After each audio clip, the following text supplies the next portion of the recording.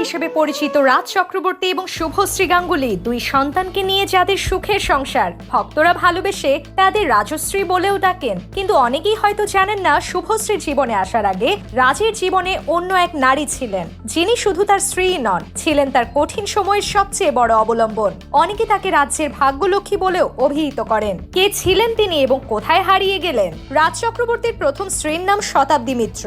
যখন হালি শহরের রাজ টলিউডে নিজের জায়গা তৈরির জন্য সংগ্রাম করছেন, তখন শতাব্দী তার পাশে এসে দাঁড়ান। একটি টেলিভিশন চ্যানেলের অনুষ্ঠানে তাদের প্রথম পরিচয়, যা ধীরে ধীরে বন্ধুত্ব এবং প্রেমে পরিণত হয়। সেই সময় রাজের আর্থিক অবস্থা সচ্ছল ছিল না। শোনা যায় শতাব্দী নিজের হাত খরচের টাকা বাঁচিয়ে এমনকি বাড়ি থেকে খাবার নিয়ে এসেও রাজকে সাহায্য করতেন। পরিবারের অমত থাকা সত্ত্বেও 2006 সালে শতাব্দী রাজকে বিয়ে করেন। এবার আসুন জেনে নেওয়া যাক তাদের সাফল্যের সিঁড়ি এবং সম্পর্কের অবনতি সম্পর্কে। অনেকের মতে শতাব্দীর প্রবেশ রাজের জীবনে সৌভাগ্য বয়ে আনে। বিয়ের মাত্র 2 বছরের মাথায় 2008 সালে মুক্তি পায় রাজ পরিচালিত প্রথম ছবি চিরদিনই তুমি যে আমার, যা বক্স অফিসে ব্যাপক সাফল্য লাভ করে। এরপর চ্যালেঞ্জ, প্রেমামারির মতো একের পর এক হিট ছবি উপহার দেন তিনি। তবে সাফল্যের আলো যত উজ্জ্বল হতে থাকে, রাজ ও শতাব্দীর সম্পর্কে চির ধরতে শুরু করে। গ্ল্যামার জগতের চাকচিক্য এবং ব্যস্ততা তাদের মধ্যে দূরত্ব তৈরি করে। বিভিন্ন সময় অভিনেত্রী পায়েল সরকার এবং মিমি চক্রবর্তীর সঙ্গেও রাজের নাম চড়ায়। শেষ পর্যন্ত 2011 সালে 5 বছরের দাম্পত্য জীবনের অবসান ঘটিয়ে তাদের আইনি বিচ্ছেদ হয়ে যায়। বিচ্ছেদের পর শতাব্দী মিত্র বিদেশে চলে যান